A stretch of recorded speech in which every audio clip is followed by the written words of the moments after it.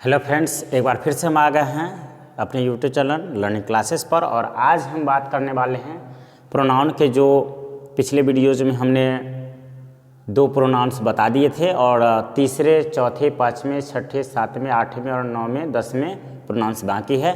आज हम उन प्रोनाउंस के बारे में चर्चा करेंगे। तो देखिए, हमारा जो पहला प्रोनाउन है वह है रिफ्लेक्सिव प्रोनाउन। रिफ्लेक्सिव प्रोनाउन का मतलब हो गया जो रिफ्लेक्स करता है खुद को, मीन्स निज को, खुद को, स्वयं को बताता है। मान लीजिए किसी काम को आप खुद कर रहे हैं या खुद के द्वारा हो रहा है, किसी और ने हेल्प नहीं की, तो वहाँ पर आप प्रोनाउन के रूप में जब यूज़ करेंगे खुद को, या किसी और के द्वारा भी कोई काम हो रहा है तो उसको खुद को बताने के लिए हम क्या करेंगे, रिफ्लेक्सिव प्रोनाउन यूज करेंगे। जैसे अगर मैं खुद कर रहा हूँ तो हमारे लिए क्या हो जाएगा, माई सेल्फ। अगर आप कर रहे हैं तो हो जाएगा योर सेल्फ। तो ये हो जाएगा। अगर वे लोग कर रहे हैं तो हो जाएगा देम सेल्फ। तो ये जो माई self, your self, them self, तो आप समझ सकते हैं कि रिफ्लेक्सिव खुद को बता रहा है। फॉर एग्जाम्पल आप समझ सकते हैं कि I do my work my self, मैंने खुद ही अपना काम किया। तो वैसे स्थिति में रिफ्लेक्सिव प्रोनाउन को यूज करते हैं। इम्फैटिक प्रोनाउन भी इसी प्रकार का होता है, लेकिन इम्फैटिक होता है उसको इम्प्लीमेंटेशन में जब प्रोनाउन के रूप में यूज होता है। माई सेल्फ तो प्रोनाउन यहाँ जब निज को बताए, लेकिन जब निज को न बता करके एज किसी वस्तु विशेष पर फोकस करके बताया जाए तो वो इम्फैटिक प्रोनाउन में होता है। इसमें भी आप समझ सकते हैं माई सेल्फ। तो माई सेल्फ जो हो गया, my self, your selfs, your selfs. तो यहाँ आप देख सकते हैं कि माई सेल्फ, योर सेल्फ्स ये इम्फैटिक प्रोनाउन में भी आता है। इम्फैटिक प्रोनाउन में भी जब किसी पर मूल रूप से फोकस करना होता है तब वहाँ पर करते हैं। लेकिन आप माई सेल्फ जैसे रिफ्लेक्सिव में यूज होगा वैसे इम्फैटिक में यूज नहीं होगा। अगर आप देखें तो योर सेल्फ्स और योर सेल्फ, तो जब प्लुरल में होगा तब हम योर सेल्फ्स करेंगे और जब सिंगुलर में होगा तो योर सेल्फ करेंगे। तो दोनों में डिफरेंट आ जाता है, दोनों के यूज में डिफरेंट आता है। इन सेंटेंसेस जब इसके यूज होंगे तो दोनों में डिफरेंट आ जाएगा। और यदि हम डेमोन्स्ट्रेटिव की बात करें तो अगला हमारा जो है वह है डेमोन्स्ट्रेटिव। डेमोन्स्ट्रेटिव का मतलब होता है जैसे मान लीजिए कि कोई वस्तु आपके पास में है, नज़दीक में है, तो वहाँ उस वस्तु को नाम लेकर के बोलेंगे तब तो वो नाउन हो जाएगा। लेकिन नाम लेकर के नहीं बोल करके हम उसको मतलब डिनोट करेंगे, यानी उसको इशारा करेंगे, तो वैसे जगह पर डेमोन्स्ट्रेट करते हैं, उसको डेमोन्स्ट्रेट करते हैं।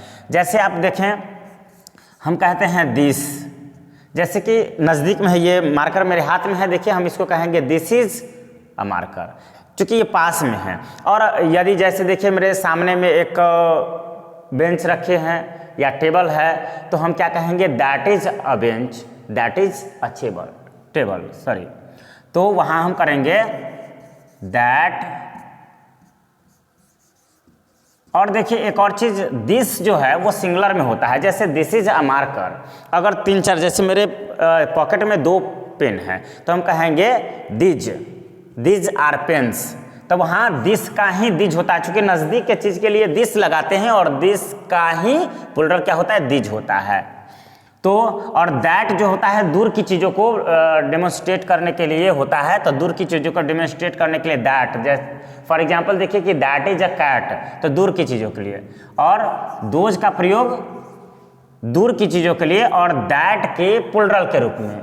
फॉर एग्जांपल देखिए कि those are dogs, those are dogs means वहाँ कुत्ते हैं, मीन्स की प्लुरल हो गया वो, ठीक है। अब जैसे हम देखें इनडिफिनिट, इनडिफिनिट क्या होता है, इनडिफिनिट का मतलब होता है जो डिफिनिट नहीं है, मीन्स जो निश्चित नहीं है, वो अनिश्चित चीज़ों को इंडिकेट करता है। तो अनिश्चित चीज़ क्या होते हैं, अनिश्चित चीज़ वो होता है जिसको हम कंप्लीटली कंफर्म नहीं है कि वह कितना है। जैसे आप देखेंगे कि कोई, हम इसको कहेंगे जैसे कोई, तो सम,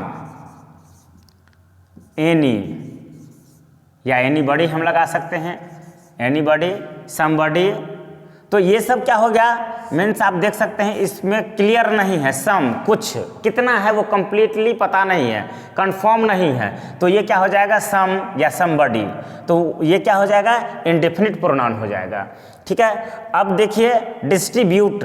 डिस्ट्रीब्यूट का मतलब होता है उसको मतलब बांटना, डिस्ट्रीब्यूट करना। जैसे कहीं पर प्राइज डिस्ट्रीब्यूशन होता है तो वहाँ क्या होता है, डिस्ट्रीब्यूशन में कहते हैं कि प्रत्येक को ये चीज़ मिलना चाहिए, इच एंड एवरी। ये सब क्या है, ये सब जो है डिस्ट्रीब्यूटिव में आ गया। डिस्ट्रीब्यूट करना यानी प्रत्येक को वो चीज़ मिला, every one, each and every, ये सब क्या हो गया, ये सब आ गया आपका डिस्ट्रीब्यूटिव प्रोनाउन में। फिर देखिए रेसिप्रोकल जो होता है, रेसिप्रोकल बहुत ये है, बहुत दो और दो से अधिक में यूज होता है। तो इसको ऐसे हम समझ सकते हैं, रेसिप्रोकल का मतलब हो गया किसी खास के बीच का जो रिलेशन होता है, किसी खास के जैसे हम इसको एग्जाम्पल से समझ लेते हैं। देखिए one another, one another, one another का मतलब क्या हुआ, एक दूसरे। तो एक दूसरे का मतलब ऐसा नहीं कि एक दूसरे, जब बहुत ज़्यादा क्राउड है उसमें हुआ वन एनोदर, एक दूसरे, तो वहाँ पर हो गया सबने एक दूसरे को। तो जब मैक्सिमम लोग रहे उसमें हो तो वन एनोदर, और जब दो के बीच में हो तो each other. Each other means एक दूसरे को, वन एनोदर मीन्स एक दूसरे को, लेकिन जहाँ बहुत सारे लोग हो। फॉर एग्जाम्पल देखिए कि हम सेंटेंसेस कैसे इसको यूज करते हैं। देखिए इच अदर अगर हमको यूज करना है तो हम कहेंगे कि राम एंड श्याम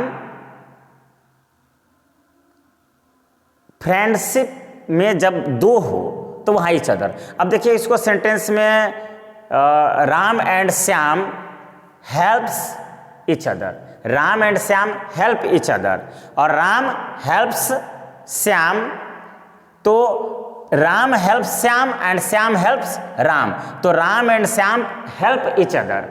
अब देखिए students help one another, students help one another means बहुत सारे स्टूडेंट हैं और वहाँ एक दूसरे को हेल्प कर रहे हैं, तो वहाँ कहेंगे वन एनोदर, और जब दो हो तो वहाँ क्या करेंगे, इच अदर। अब देखिए रिलेटिव, रिलेटिव का मतलब क्या होता है, रिलेशन बताना। अब रिलेशन कैसे बताएंगे, जैसे whose pen is this, whose pen is this means pen के साथ किसका रिलेशन है, तो वहाँ हुज होगा। जब ये WH वर्ड जब प्रोनाउन के रूप में यूज होता है तो समझिए इसको हम रिलेटिव में ले आते हैं। और जैसे हु इज योर फ्रेंड, यहाँ रिलेशन है, who is your friend, where is your means home, या where is your building means relation बता रहा है। इंट्रोगेटिव का मतलब ही प्रश्न हो गया।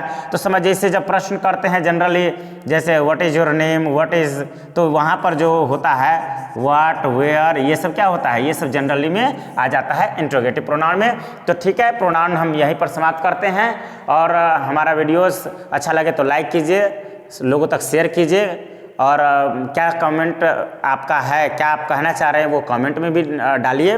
इसके बाद आप हमारे चैनल पर नए हैं तो सब्सक्राइब कीजिए ताकि हम जो भी वीडियोस डालें आप तक सीधे पहुँचे। Thank you.